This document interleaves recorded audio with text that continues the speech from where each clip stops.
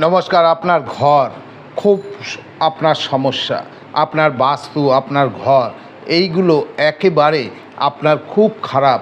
কোনো রকম আপনি শান্তি পাচ্ছেন না। আপনি এই উপায়টি করুন। ঘরের শান্তি ফেরাতে, বাস্তু ভালো রাখতে এবং ঘরকে ভালো রাখতে আপনি রোজ সকালবেলা ঘুম থেকে উঠে অশ্বত্থ গাছের নিচে গিয়ে দেখবেন নিচে পাতা পড়ে আছে, নিয়ে আসুন। নিয়ে এসে আপনি কি করবেন, ওটাকে আপনি স্নান করার পরে ভালো করে গঙ্গা জল দিয়ে ধুয়ে আপনি একটু ঘি দিয়ে সিঁদুর মাখবেন, মেখে একটি স্বস্তিক চিহ্ন আঁকুন। একে আপনি কি করবেন, ওর ওপরে 21টি চাল দিয়ে দিন।